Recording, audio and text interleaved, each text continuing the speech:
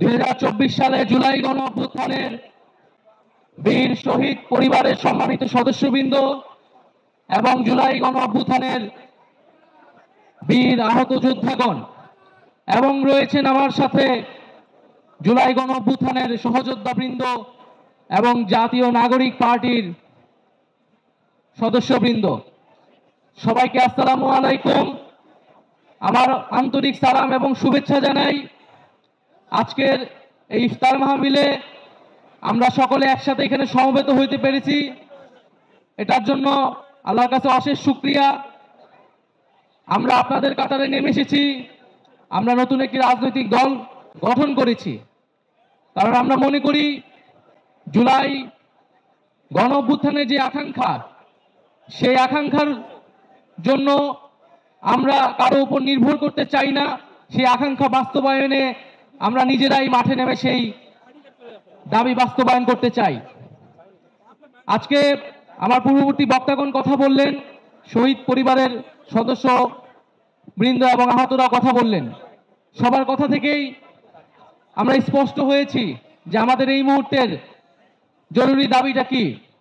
আমরা সবাই বিচার এবং সংস্কারের কথা বলছি। 5ই আগস্ট পরবর্তী এই নতুন বাংলাদেশে এই যে সরকার গঠিত হয়েছে এবং যারা এই রাজনীতি করতে চাচ্ছে সামনে, তাদের সকলের ন্যায্যতা হচ্ছে এই শহীদ পরিবার এবং এই আহত যোদ্ধা বৃন্দ। ফলে তাদের মনের আকাঙ্ক্ষা কি সেটা আমাদের সকলকে বুঝতে হবে। আজকে দেশে শত শত মামলা হয়েছে, এই শহীদ পরিবারের সদস্যবৃন্দগুলো মামলা করেছে।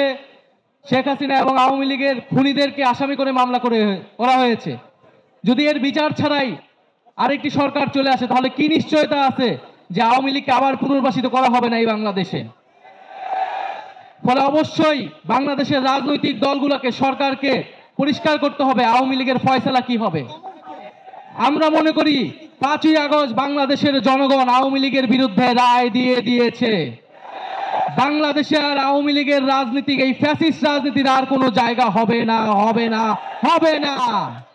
ফলে আমরা বলবো যে আমাদেরকে বলা হচ্ছে যে আমরা নাকি নির্বাচন পিছানোর রাজনীতি করছি। খুব পরিষ্কারভাবেই বলতে চাই, পাল্টা কথা আপনাদেরকে বলতে চাই যে আপনারা বিচার ও সংস্কার পিছানোর রাজনীতি করবেন না। বিচার ও সংস্কারের প্রতি ঐক্যমত পোষণ করুন। নির্বাচন আমরা আপনাদেরকে করে দিতে সহায়তা করব। ফলে সরকারকে বলবো দ্রুত বিচার ও সংস্কারের রোডম্যাপ ঘোষণা করতে হবে। কত দিনের মধ্যে কোন প্রক্রিয়ায় আমরা দৃশ্যমান বিচার কার্যক্রম দেখতে পারবো এবং দৃশ্যমান সংস্কার আমরা বাস্তবায়ন করতে পারবো, সেটা সুস্পষ্ট রোডম্যাপ অবিলম্বে ঘোষণা করতে হবে।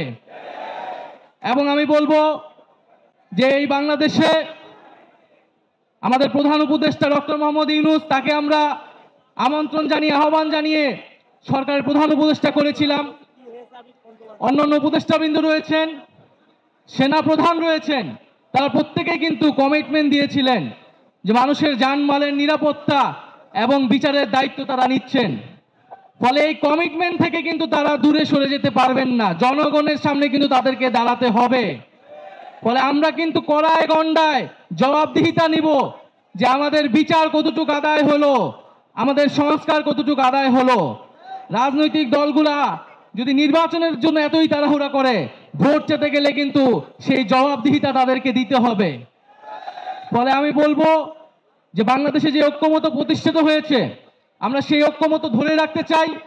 আমরা কেউই নির্বাচনের বিরুদ্ধে না, বরং নির্বাচনে অংশগ্রহণ করব বলে আমরা নিজেরাও একটা রাজনৈতিক দল গঠন করেছি।